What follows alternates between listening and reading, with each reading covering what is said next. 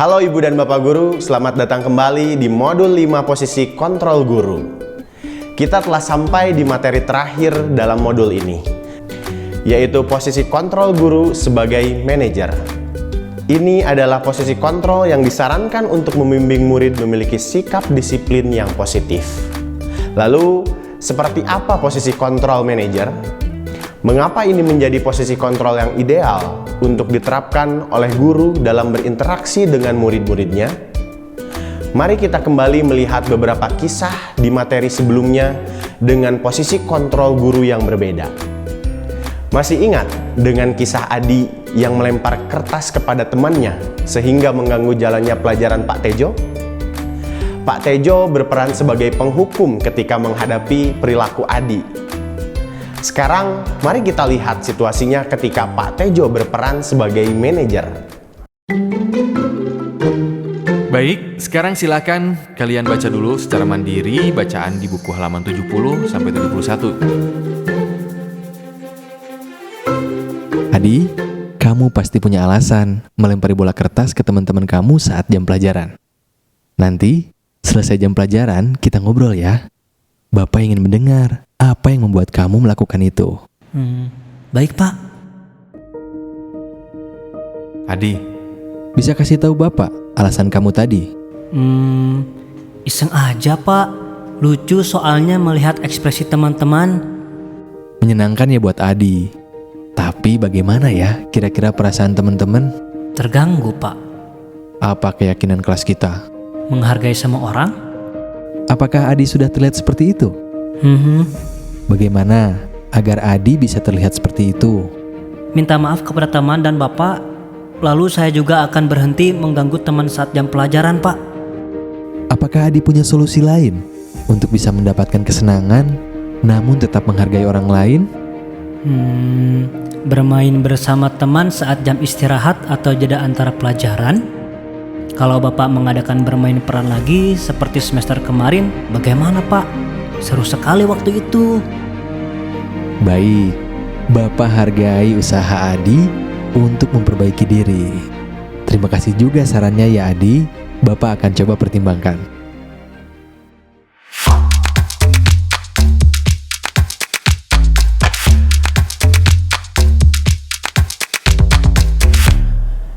Menurut Ibu dan Bapak Guru, apa perbedaan yang terasa pada perilaku Adi ketika Pak Tejo berperan sebagai manajer?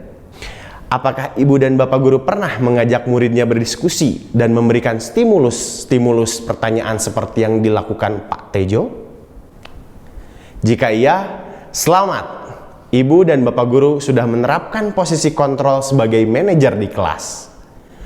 Guru dengan posisi kontrol manajer akan mengajak murid berefleksi atas tindakannya. Caranya, berikan pertanyaan-pertanyaan yang akan membuat murid mempertanggungjawabkan perilakunya. Ajak mereka untuk menganalisis kebutuhan dirinya maupun kebutuhan orang lain. Inilah yang dilakukan Pak Tejo. Posisi manajer akan berfokus pada muridnya. Guru akan menunjukkan sikap yang tulus karena ia menginginkan muridnya menjadi pribadi yang lebih baik dan kuat. Murid akan dibimbing untuk bertanggung jawab menemukan solusi atas permasalahannya sendiri. Penekanan bukan pada konsekuensinya, melainkan bagaimana memperbaiki kesalahannya. Adi tidak mendapatkan hukuman atau sanksi. Namun, ia diajak untuk menemukan solusi yang bisa memperbaiki kesalahannya tadi. Pak Tejo membimbing Adi untuk melakukan restitusi. Ibu dan Bapak Guru yang hebat, masih ingat tentang segitiga restitusi yang dipelajari pada modul restitusi?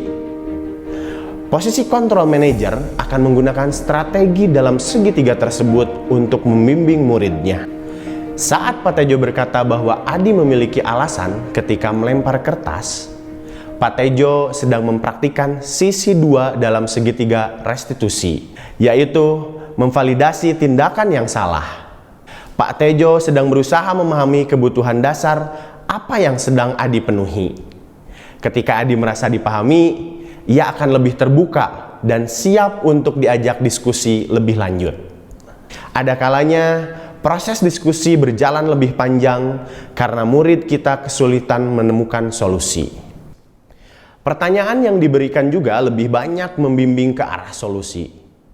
Ini sangat mungkin terjadi dalam konteks guru PAUD dan SD kelas rendah. Mari kita kembali pada kisah Mia dan Ibu Linda. Mia lupa mengerjakan tugasnya. Ibu Linda berperan sebagai pembuat rasa bersalah dalam menangani perilaku Mia. Mari kita lihat situasinya jika Ibu Linda berperan sebagai manajer. Setiap orang pasti pernah berbuat kesalahan. Ibu juga pernah berbuat kesalahan. Nah, Mia, karena kamu lupa mengerjakan tugas, apa yang bisa kamu lakukan sekarang saat teman-teman kamu akan presentasi? Baik, Ibu Linda beri waktu Mia berpikir.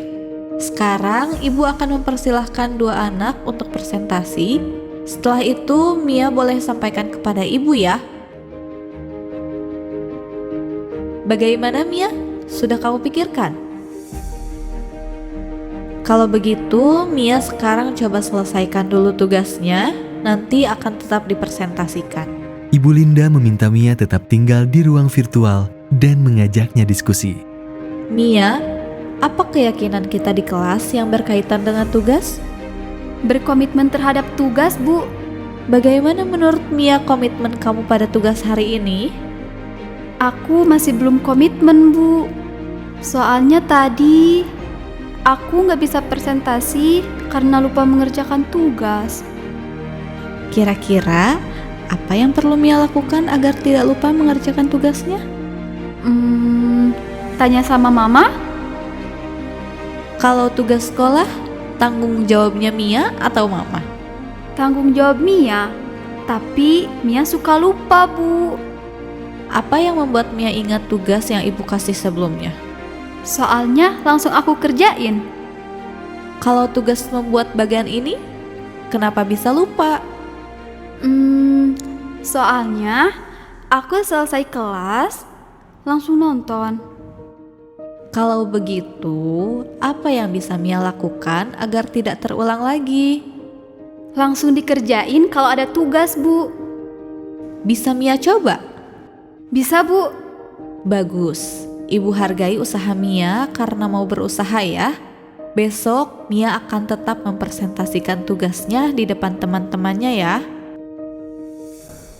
Apakah Ibu dan Bapak Guru dapat melihat perbedaan dari diskusi yang dilakukan Ibu Linda dan Pak Tejo?